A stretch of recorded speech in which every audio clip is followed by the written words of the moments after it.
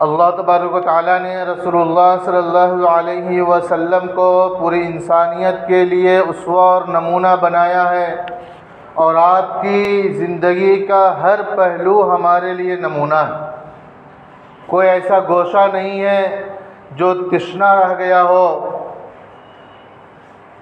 رسول اللہ صلی اللہ علیہ وسلم کے اندرونی یعنی گھر کے حالات، آپ گھر میں اپنے اہل و عیال کے ساتھ کس طرح رہتے تھے، اور معاشرے مجمع کے اندر اور اپنے ماننے والوں کے ساتھ، اپنے فالوورز کے ساتھ کس طرح آپ کا رویہ تھا، وہ تمام چیزیں ہمارے لیے نمونہ ہیں کہ وہ معلوم کر کے وہ سمجھ کر ہم اپنی زندگی میں لائیں۔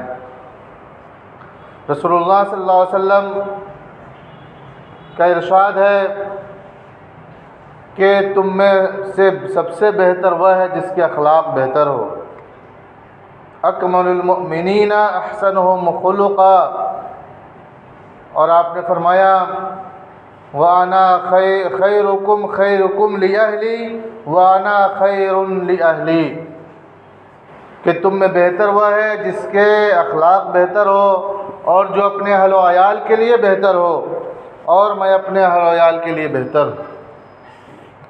یعنی انسان جب مجمع میں اور دوسروں کے ساتھ ہوتا ہے تو تھوڑے لمحات، چند گھنٹے، کچھ دن اس کا گزرتا، لیکن اپنے اہل و عیال کے ساتھ اس کا اکثر وقت گزرتا ہے۔ وہ اپنے بیوی بچوں کے ساتھ کیسا سلوک کرتا ہے، ان کے ساتھ کس طرح پیش آتا ہے، جتنا زیادہ گھر کے لوگ جانتے ہیں اس کے اخلاق کے بارے میں، باہر کے لوگ اتنا اس سے زیادہ واقف نہیں ہو سکتے، کیونکہ جس کے ساتھ جتنا زیادہ وقت گزارے گا وہ شخص اس کے بارے میں اتنا زیادہ جانتا ہے۔ تو ازواج مطہرات نے، امت کی مائیں، جو چیزیں ضروری تھی بتانے کی، وہ تمام چیزیں گھر کے اندرون کے ہی معاملات امت کے سامنے پیش کر دیا۔ آپ صلی اللہ علیہ وسلم کی 11 بیویاں تھیں، اور ان کے ساتھ کس طرح کا معاملہ تھا، آج دیکھیں کہ ہمارے معاشرے میں کیسا ہے۔ حضرت عائشہ رضی اللہ تعالی عنہ کے بارے میں ہے، اور فرماتی ہیں کہ جب ان کی رخصتی ہوئی تو اس وقت وہ حضور کے گھر کے اندر جب رخصت ہو کر گئیں تو وہاں بھی اپنی سہیلیوں کے ساتھ گڑیوں سے کھیلا کرتی تھی، اور رسول اللہ صلی اللہ علیہ وسلم جب گھر تشریف لاتے تو جو کھیلنے والی تھی وہ چھپ جاتی تھی۔ حضرت عائشہ رضی اللہ تعالیٰ عنہ فرماتی ہے کہ كنت ألعب بالبنات عند النبي صلی اللہ علیہ وسلم وكان لي صواحب يلعبن معي فكان رسول الله صلی اللہ علیہ وسلم اذا دخل يتقمعن منه فيسربهن إلي فيلعبن معي، کہ رسول اللہ صلی اللہ علیہ وسلم جب گھر میں داخل ہوتے تو وہ اندر چھپ جایا کرتی تھی، پھر آپ صلی اللہ علیہ وسلم کو بھیج دیتے، وہ میرے پاس آتی اور پھر میں ان کے ساتھ کھیلا کرتی تھی۔ ایک دفعہ کا واقعہ ذکر فرماتی ہے کہ جس طرح عید کے موقع پہ بہت سارے کھیل ہوتے تھے تو وہاں حبشیوں کا ایک نیزہ بازی کا کھیل ہوتا تھا، وہ لوگ اپنا کرتب دکھایا کرتے تھے۔ تو حضرت عائشہ رضی اللہ تعالی عنہ کو کھیل دکھانے کے لیے رسول اللہ صلی اللہ علیہ وسلم کھڑکی کے پاس گھر کے کھڑے ہو گئے، وہ سامنے سے کھیل دکھ رہا تھا، اور آپ کے پیچھے حضرت عائشہ کھڑی تھی اور وہ کھیل دیکھ رہی تھی۔ وہ فرماتی ہیں کہ اس وقت تک حضور صلی اللہ علیہ وسلم کھڑے رہے جب تک کہ میں خود واپس نہ چلی گئی۔ تو گویا ان کی دل جوئی کے لیے، اور وہ فرماتی ہے کہ جو کم سن، بہت زیادہ عمر پکی پختہ عمر کے نہیں ہیں، وہ کھیل کے کتنے دل دادا ہوتے ہیں، کھیل تماشا ہوا تو دیکھنے کے لیے، جانے کے لیے تیار ہو جاتے ہیں، اور جب تک کھیل ختم نہیں ہوتا آنے کا نام نہیں لیتے۔ تو اس وقت تک جب تک وہ خود نہ وہاں سے ہٹ گئے، رسول اللہ صلی اللہ علیہ وسلم وہاں کھڑکی کے پاس کھڑے رہے۔ رسول اللہ صلی اللہ علیہ وسلم کا ارشاد ہے کہ ان النساء شقائق الرجال، کہ عورتیں مردوں کے ہم مثل ہیں، ان کے برابر ہیں۔ تو لہٰذا عورتوں سے بھی اپنے گھر کے معاملات میں مشورے لیا کرتے تھے۔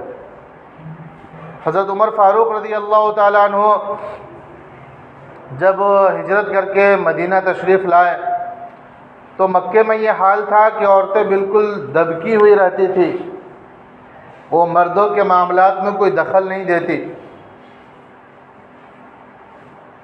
اس سے کسی طرح کا کوئی مشورہ نہیں لیا جاتا تھا۔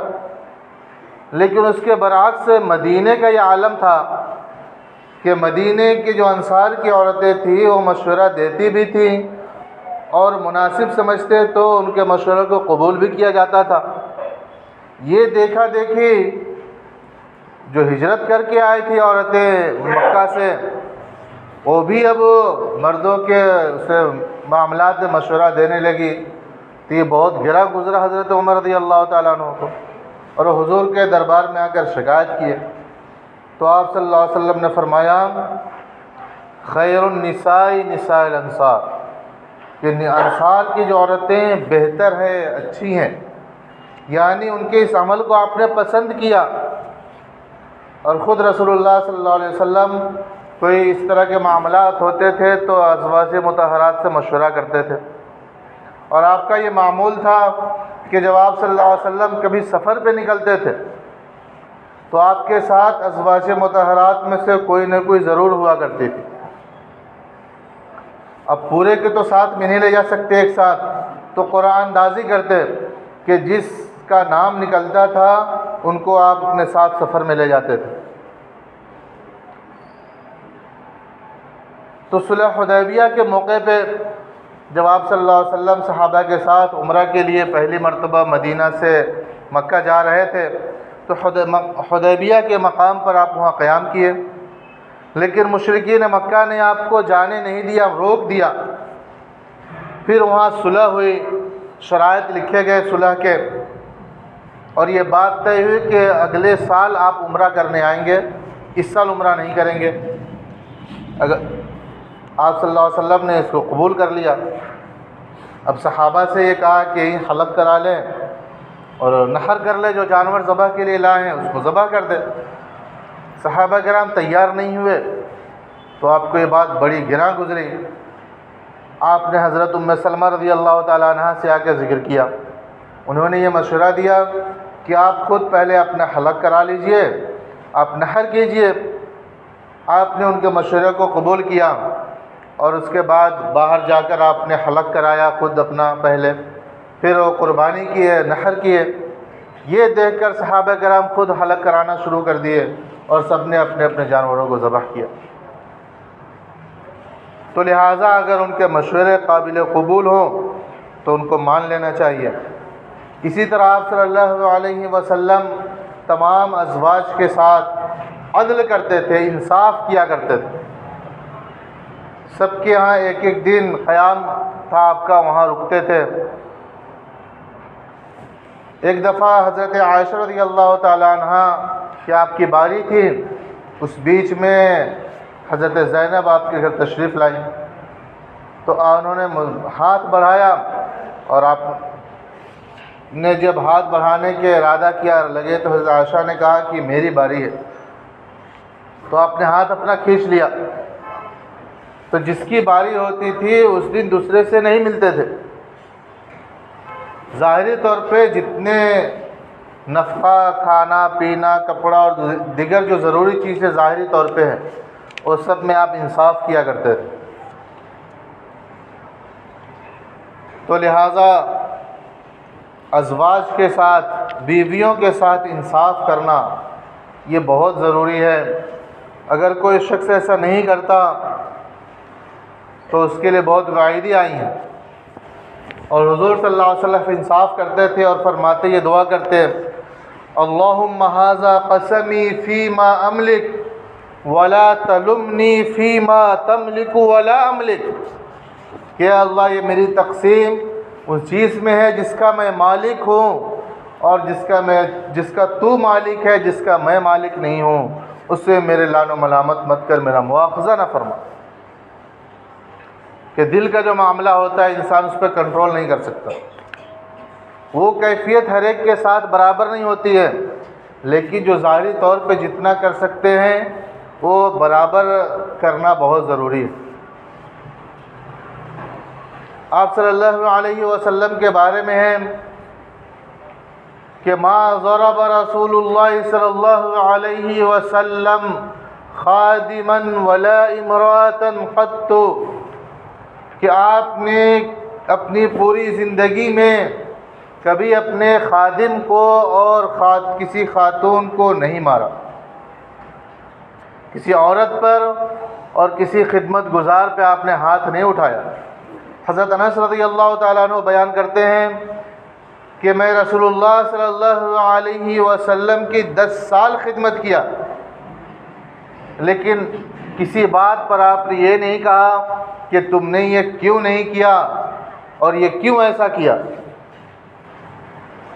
ایک مرتبہ ان کو کسی کام کے لیے بھیجا اور وہ راستے میں بچوں کے ساتھ دیکھے کھیل رہے تو ان کے ساتھ وہ کھیلنے لگے اور بھول گئے۔ اس کے بعد رسول اللہ صلی اللہ علیہ وسلم کا گزر ہوا تو دیکھا اور نے اپنی یاد دلایا، لیکن اس طرح کوئی کسی کام سے بھیجا اور وقت پہ نہ کیا ہو تو اس پہ ڈانٹ ڈپٹ اور مواخذہ کبھی نہیں کیا۔ تو یہ چیزیں ہمارے لیے نمونہ ہیں کہ ہم اپنے گھروں میں اپنے اہل و عیال کے ساتھ کس طرح وقت گزارتے ہیں، کیا ہمارا رویہ ایسا ہے؟ آپ صلی اللہ علیہ وسلم نے فرمایا کہ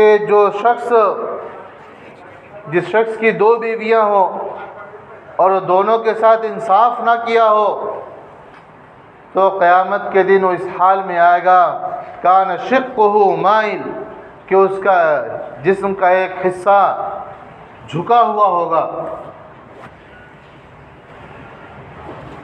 تو ظاہری طور پہ انصاف کرنا ضروری ہے۔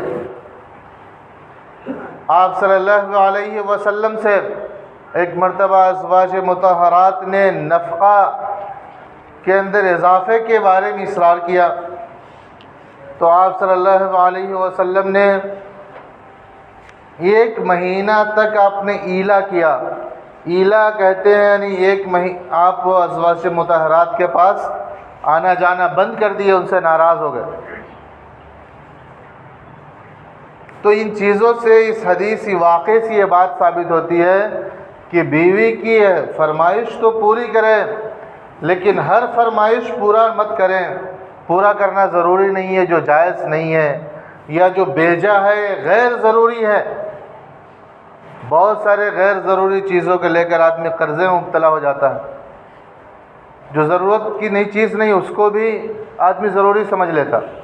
آج دیکھیے کہ اپنے شادی بیاہ میں کس طرح غیر ضروری فضول خرچی کرتے ہیں اور اس پہ قرض لیتے ہیں، کبھی کبھی سود سے بھی لیتے ہیں، جائیداد کو بیچنے کی نوبت آ جاتی ہے کیونکہ شادی کر رہے ہیں۔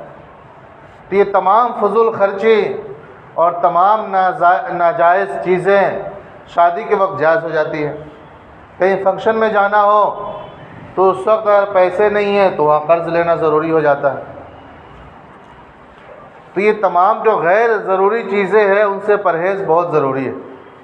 جو اخراجات جتنے ضروری ہے اتنا ہی اس کو ضرورت سمجھا جائے۔